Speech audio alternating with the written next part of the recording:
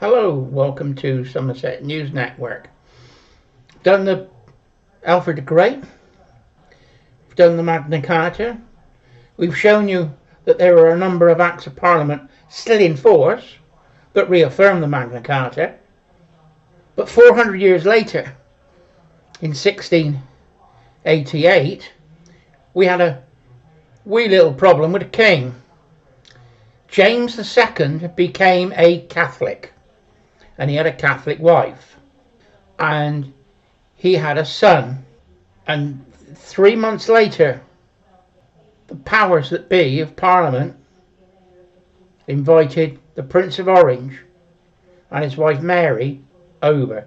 Mary was James II's daughter from his first marriage, and the Prince of Orange, the William of Orange, was a cousin or a nephew of the king.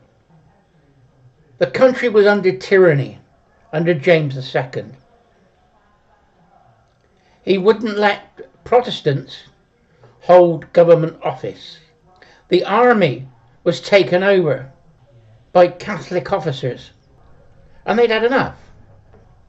So they invited William and Mary over. They came over to Devon and then marched to London. By the time they'd got to London, James II had disappeared, gone, abdicated, vacated the crown. So the government of the day invited William and Mary to take the crown.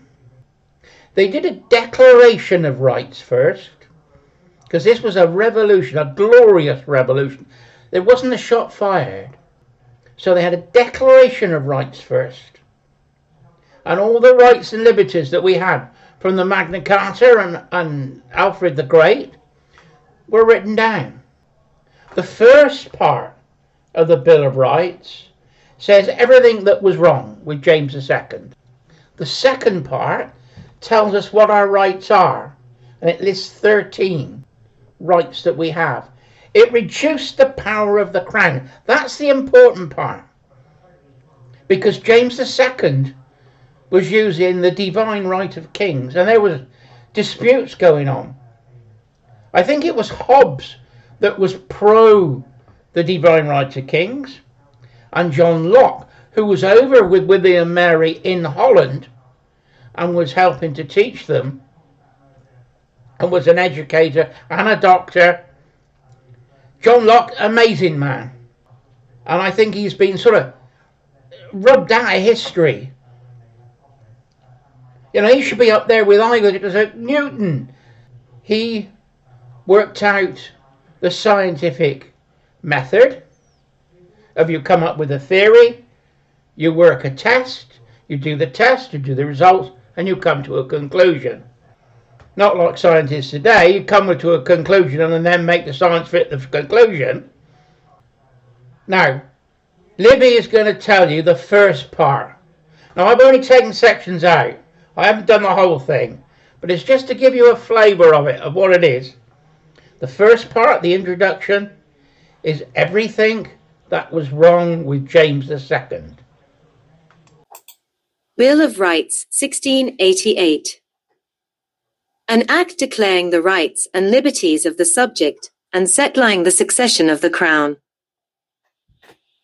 Whereas the late King James II, by the assistance of divers evil counsellors, judges, and ministers employed by him, did endeavour to subvert and extirpate the Protestant religion and the laws and liberties of this kingdom. 1. By assuming and exercising a power of dispensing with and suspending of laws and the execution of laws without consent of Parliament. 2. By committing and prosecuting divers worthy prelates for humbly petitioning to be excused from concurring to the said assumed power. 3.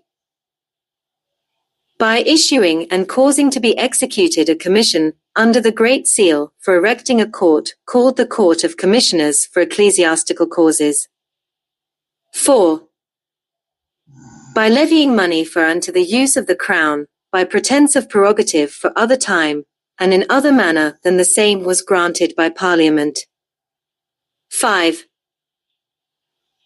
By raising and keeping a standing army within this kingdom in time of peace, without consent of Parliament, and quartering soldiers contrary to law. 6. By causing several good subjects, being Protestants, to be disarmed at the same time, when Papists were both armed and employed contrary to law. 7. By violating the freedom of election of members to serve in Parliament. 8. By prosecutions in the Court of King's Bench for matters and causes cognizable only in Parliament, and by diverse other arbitrary and illegal courses. 9. And whereas of late years partial corrupt and unqualified persons have been returned and served on juries in trials, and particularly diverse jurors in trials for high treason, which were not freeholders. 10. An excessive bail hath been required of persons committed in criminal cases, to elude the benefit of the laws made for the liberty of the subjects. 11. And excessive fines have been imposed. 12. And illegal and cruel punishments inflicted. 13. And several grants and promises made of fines and forfeitures, before any conviction or judgment against the persons upon whom the same were to be levied. All which are utterly and directly contrary to the known laws and statutes, and freedom of this realm. All which are utterly and direct. Now that they've listed what James II had done wrong, and how he went against the rights and liberties of the people. The Bill of Rights restricted the power of the Crown and added the rights and liberties that we have. Libby will explain. And whereas the said late King James II having abdicated the government, and the throne being thereby vacant, His Highness the Prince of Orange, whom it hath pleased Almighty God to make the glorious instrument of delivering this kingdom from popery and arbitrary power, did, by the advice of the Lords spiritual and temporal and diverse principal persons of the Commons, cause letters to be written to the Lords spiritual and temporal being Protestants, and other letters to the several counties, cities, universities, boroughs, and cinque-ports, for the choosing of such persons to represent them as were of right to be sent to Parliament to meet and sit at Westminster. Upon the 22nd day of January, in this year 1680, and 8, in order to such an establishment, as that their religion, laws, and liberties might not again be in danger of being subverted, upon which letters elections having been accordingly made. And thereupon the said Lords spiritual and temporal and Commons pursuant to their respective letters, and elections, being now assembled in a full and free representative of this nation, taking into their most serious consideration the best means for attaining the ends aforesaid do in the first place, as their aunsters in like case have usually done, for the vindicating and asserting their antient rights and liberties, declare 1. That the pretended power of suspending of laws, or the execution of laws by regal authority, without consent of Parliament, is illegal. 2. That the pretended power of dispensing with laws, or the execution of laws by regal authority, as it hath been assumed and exercised of late, is illegal. 3. That the Commission for erecting the late Court of Commissioners for ecclesiastical causes, and all other commissions, and courts of like nature, are illegal and pernicious. 4. That levying money for or to the use of the Crown, by pretence of prerogative, without grant of Parliament for longer time, or in other manner than the same is or shall be granted is illegal. 5. That it is the right of the subjects to petition the king, and all commitments and prosecutions for such petitioning are illegal. 6. That the raising or keeping a standing army within the kingdom in time of peace, unless it be with consent of Parliament, is against law. 7. That the subjects, which are Protestants, may have arms for their defence suitable to their conditions and as allowed by law. 8. That election of members of Parliament ought to be free. 9. That the freedom of speech and debates or proceedings in Parliament ought not to be impeached or questioned in any court or place out of Parliament. 10. That excessive bail ought not to be required, nor excessive fines imposed, nor cruel and unusual punishments inflicted. 11. That jurors ought to be duly impanelled and returned, and jurors which pass upon men in trials for high treason ought to be freeholders. 12. That all grants and promises of fines and forfeitures of particular persons before conviction are illegal and void. 13. And that for redress of all grievances, and for the amending, strengthening, and preserving of the laws, parliaments ought to be held frequently. And they do claim, demand, and insist upon all and singular the premises as their undoubted rights and liberties, and that new declarations, judgments, doings, or proceedings to the prejudice of the people in any of the said premises ought in any wise to be drawn hereafter into consequence, or example. To which demand of their rights they are particularly encouraged by the declaration of His Highness the Prince of Orange, as being the only means for obtaining a full redress and remedy therein.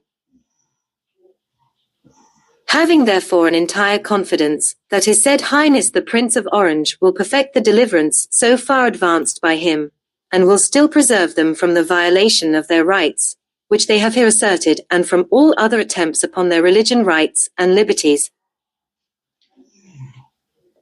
the said Lords Spiritual and Temporal and Commons assembled at Westminster do resolve that William and Mary Prince and Princess of Orange be, and be declared King and Queen of England, France, and Ireland, and the dominions thereunto belonging, to hold the crown and royal dignity of the said kingdoms and dominions to them the said Prince and Princess during their lives and the life of the survivor of them, and that the sole and full exercise of the regal power be only in and executed by the said Prince of Orange, in the names of the said Prince and Princess, during their joint lives, and after their deceases the said crown and royal dignity of the said kingdoms and dominions to be to the heirs of the body of the said Princess, and for default of such issue to the Princess and of Denmark, and the heirs of her body, and for default of such issue to the heirs of the body of the said Prince of Orange. And the Lords Spiritual and Temporal and Commons do pray the said Prince and Princess to accept the same accordingly. And that the oaths hereafter mentioned be taken by all persons of whom the oaths of allegiance and supremacy might be required by law instead of them, and that the said oaths of allegiance and supremacy be abrogated. They list the articles of the Bill of Rights. They took the power away from the crown, so you no longer had the divine right of kings. You can see that today with King Charles. When he reads the opening of Parliament, that is written for him by the government of the day. It made ecclesiastical courts illegal, because James II had church courts imprisoning people, which was against our rights. It gave us the right of free speech. It gave Parliament the right of free speech. It gave us the right of jury trial. Yes, that was in the Magna Carta before, but this was just reaffirming it. These rights have always existed. They're still here. They're still the law. The Bill of Rights is still an act of Parliament. It should be upheld. It also says that the government can't have a standing army. What did Starmer say a couple of weeks ago? I'm going to make a standing army. Did he realise that that was illegal? You know, don't these people understand what our rights and liberties are? It's already written down. It's already there.